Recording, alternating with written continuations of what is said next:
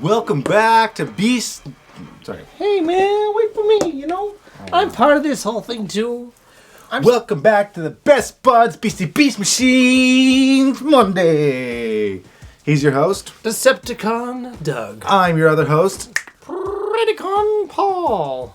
And today's episode is called The Noble Savage. The... Like my ancestors. It was it Noble Noble Savage or Savages. Savage Noble? Savage Dragon. Remember Savage Dragon? I remember Savage Dragon. Yeah. He was like Hulk but a cop. Yeah, Noble Savage Noble.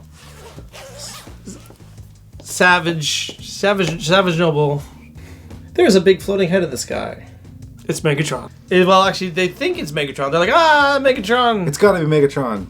Optimus wants to know what it's about, so he sends Black Arachnia and Night Scream up to check it out. So they fly up there to see what's going on. Turns out he's booby-trapped. So they get shocked. Yeah, they get shocked. Spider Lady manages to save herself in the very 60s Spider-Man kind of way. Spider bug shoots a net and a parachute from her butt. Mm-hmm, exactly. And so she's descending nicely, even though, you know, the physics and the air, and it doesn't make any sense. But, you know, she's doing it. Good for her. However, Batboy got shocked, and he's just tumbling down, and he can't control himself. He's in an uncontrolled spin. Optimus... He's in G-Lock. Coyote! So Optimus turns from monkey to man, and he flies up, because he's got those monkey-powered rocket pants, and he grabs Batboy. He's like, hey. And he's like, so now that we've workshopped this, how do we feel about the Megatron head? And they're like, I don't know, it kind of seemed like automatic defenses to me. Because those defenses were automatic. Mm-hmm. Yeah. They happened automatically when they were touching the head. Mm-hmm. I mean, you know, that was the only way his head could get bigger, really. But so it's interesting to note that there was nothing offensive. It was simply reacting to their presence on him. Yeah, it said don't do that. No. It shows, like, okay. Shoot. The floating head, not the biggest deal right now. But Optimus said he's going to try and figure that whole thing out. But the other guys can just go do whatever. You know, it's a day off. They can just go and party all the time. So Black Arachnia decides, you know what? I'm really horny. I mean, sorry, I should probably go and get the Viacons because we're going to need help with the giant floating head. They try and track him. They start to see like little blast holes and stuff like that. And who were they shooting at? then the Viacons are like, hey, die. And they miss them in spectacular fashion. And they're like, this is retaliation for that time that you tried to kill us. Because the Maximals have always shown... They shoot first and ask questions later. Yeah, and their weapons are giant, monster mouth-sized fireballs. Yeah. The Viacons aren't buying that one little bit, and they are going to die fighting against those Maximal deceivers. And she's like, hey, by the way, you were Silverbolt. And he's like, well, I'm not anymore, sister. So there. I am Jetstorm, and I'm way cooler than Silverbolt, and not as evil. I don't care about how you feel, or blah, blah, blah. And anyways, they're like, yeah, whatever. That's probably why he's so evil. Mm-hmm. I mean, Jetstorm is probably... He's the most likely to shoot somebody. Mm-hmm. And it's probably because his spark is that of Silverbolt. The dark one. The dark one. Yeah. Darth Silverbolt. Yeah, yes. We're never going to let that go. Anyways, that doesn't really get resolved so much. Then out of nowhere comes that big monster thing that's big and scary and some has kind wings. of red dual-tailed, non-eyed pig lizard thing that breathes fire. Its wings are comically small for its body. That makes it all the funnier when it flies. I just can't buy that thing flying. But it's like just seeing it go. I'm like, you know, they say that it's physically impossible for a bumblebee to fly, which obviously it isn't because bumblebees do fly. They fly now? But that... They fly now. But that thing, it does look like now. It's actually physically impossible for it to fly. You know, at the same time, like, you know, whatever. You guys designed it, you made it fly. Go, hooray, technology. So this thing is a big monster, and he shoots fire from his mouth, and he's like, roar! It seems like a mindless creature. They run for it. Mm-hmm, because it's scary. And then they escape. And then they find a different creature. Who's a blue creature. Who's articulate. And he's like, I am noble, and I'm scared. My backstory is kind of like Night Scream's backstory, but me instead of him.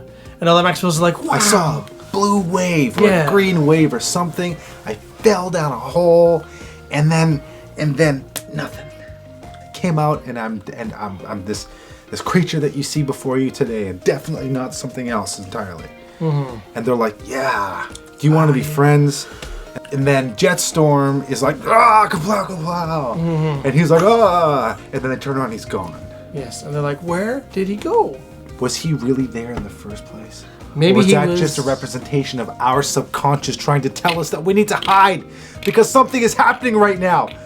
Is it happening inside? Is it happening out there? Is the danger out there? Or am I the danger? Am I the one who knocks? Deep. So Optimus is doing the Vulcan mind meld with the giant head, and he says, my thoughts to your thoughts, my mind to your mind. Our thoughts are one. And in his dream, Megatron's head is like, no! And he's like, I think Megatron's gone cray-cray. Because there's definitely no sentience there. No. And he has this abstract dream, and then he wakes up in Megatron's body, and Megatron wakes up in his body, and then hijinks ensue. And they're like, this sure is some kind of Freaky Friday. And then Optimus is like, I'm old. And then he's like, I beg your pardon. And he's like, I look like the Crypt Keeper. And then all of a sudden, Optimus's pocket starts vibrating. He's like, And then a hologram Cheetor's like, hey, Optimus, we need your help. And he's like, I'll be there. I'll be there. I'll be there. As he flies away and he lands, he's like, Maximals, what's going on? And they're like, pig lizards. And he's like, Gorignac, for sure. And then he's like, all right, everybody, split up. Rattrap comes across Savage. Oh, by the way, the red one, the big red scary one's called Savage. Well, first, and then there's Noble is the blue furry guy. Rattrap, being the car-wheeled fast rat thing that he is, he's traveling down this really long, very wide and open road that looks to be several kilometers. And there's like nowhere for him to hide because there's like buildings that go up into the sky and there's nothing but like there's like a deep pit below them because it's like a bridge and then there's just building. And then all of a sudden, oh Jesus, he got snuck up on by the savage red dragon thing that just happened to pop out of nowhere. Like, what the frick? Were you like daydreaming the whole time? I think, you know what, he was probably playing a little too much Candy Crush on his way there. Did you know in Japan, they started projecting red lights on the sidewalk so that way when people see the red lights, they'll stop? Because then they'll know that it's traffic. Get your head out of your phone, people. If you get run over because you're looking down at your phone, you deserved it. That's just I don't care. Darwinism at work. Just look up every now and then. Just look up. Our ancestors didn't survive friggin' saber-tooth tigers and dinosaurs and space aliens because we weren't paying attention. We were paying attention and we fought them and we defeated them and now we have the world. Welcome to Earth.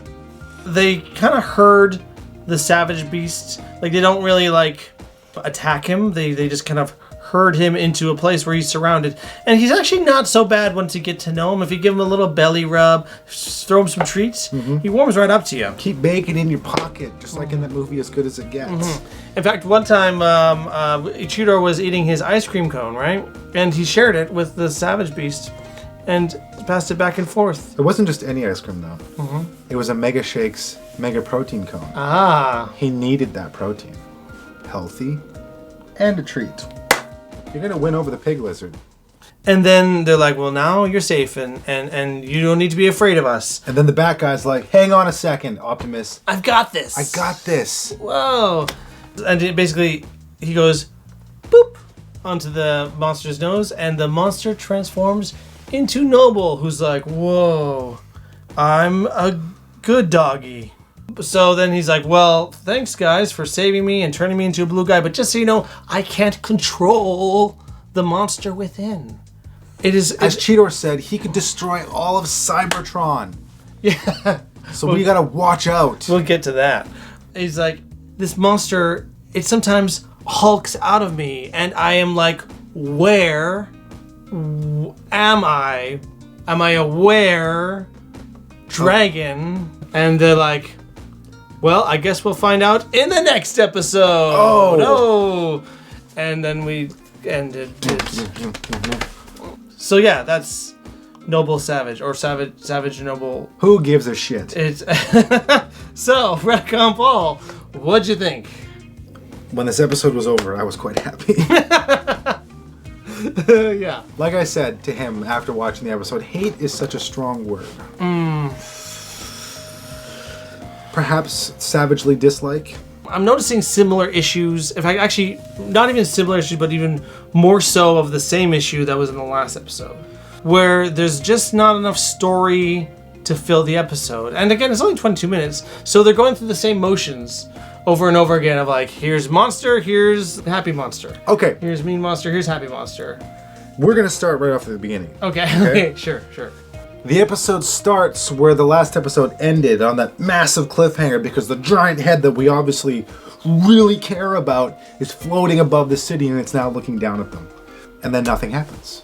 They literally fly up to it and they get repelled by it, and they're like, oh, jeez. We should look for the Viacons for whatever reason. And then they find a monster. And then they run from the monster.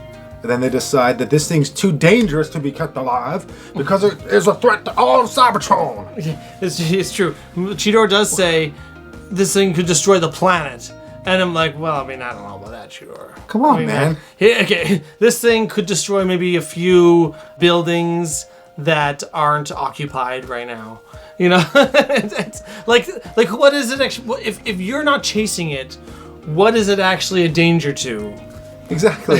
If it is kind of like a feral creature, there's nothing inherently evil or nefarious about it. Mm-hmm. It's just existing, and it just wants to be left alone. So just leave it alone. I can understand trying to figure out what it is and why it's there. Because they're Maximals, they're explorers, it's a mystery. And I think that's fair, but that's not how they approach it. They're like, oh my god, we have to find this thing because it's a threat. It could just destroy us all. They overuse the close-up angles, too, to make it appear larger than life. Then Optimus shows up. It's the size of a large dog compared to him.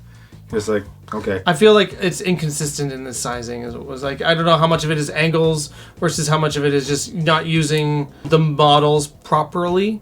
They could have approached it from a more interesting angle of just trying to solve what this creature is, because there's no reason a creature like that should be on Cybertron. Exactly. Like get out of my head, man. Okay, so we've already established that the only living creatures on Cybertron that they've found so far, the Bat Guy and anybody with a spark, and that includes the Maximals and the Viacons that were given the sparks, the Viacon generals that were given the sparks by Megatron.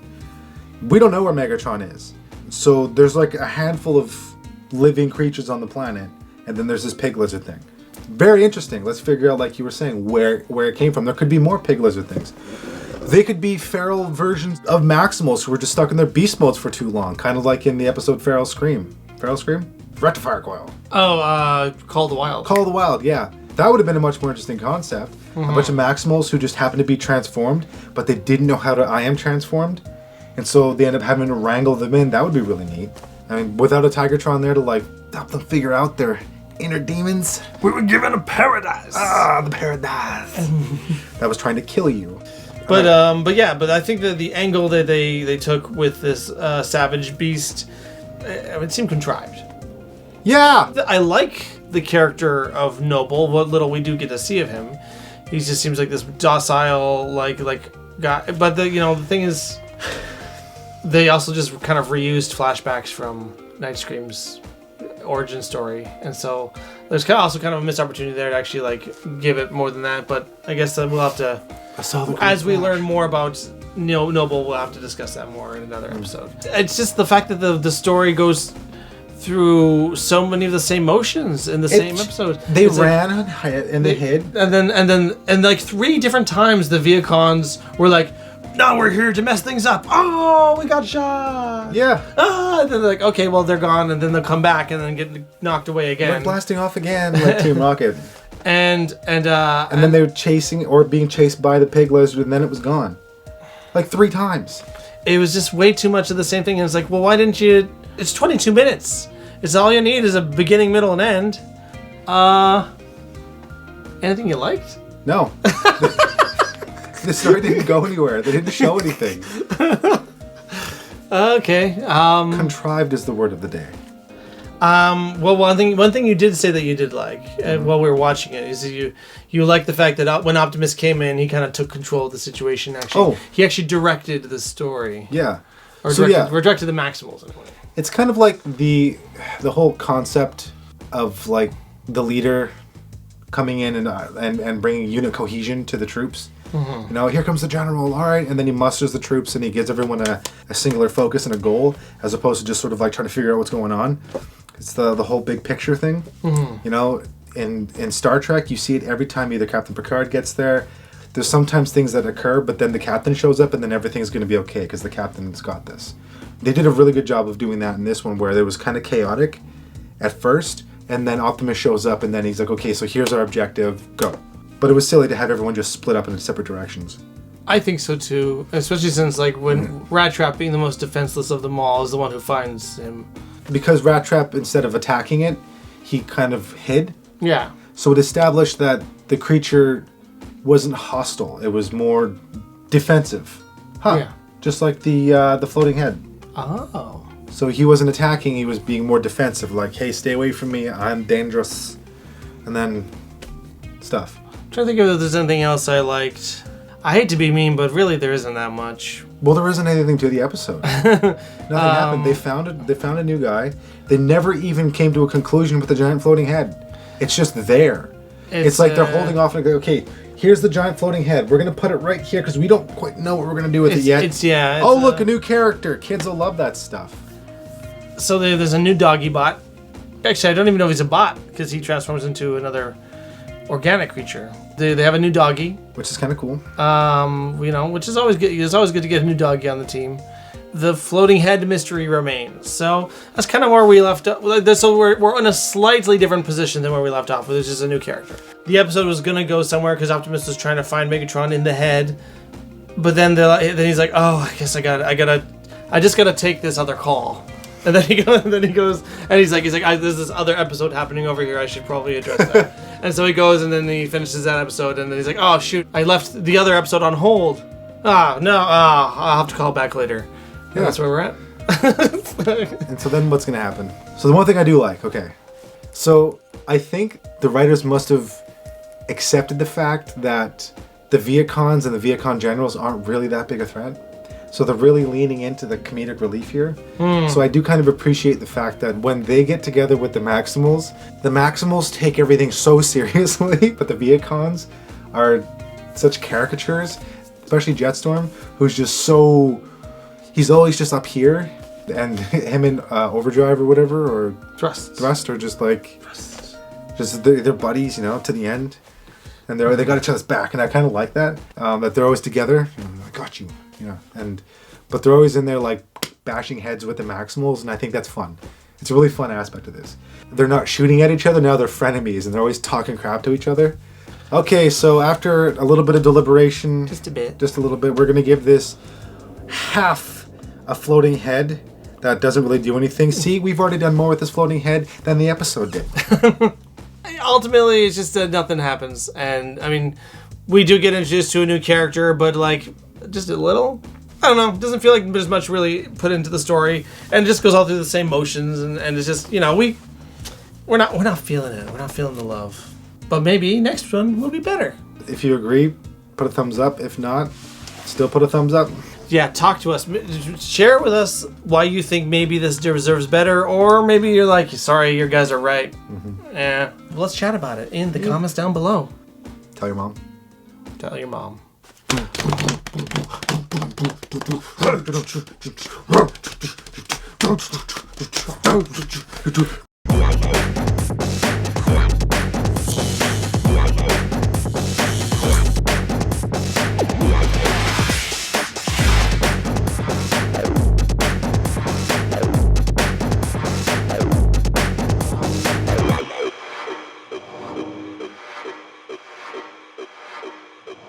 It goes Darth Plagueis, Darth Sidious, Darth Silverbolt, the Wise.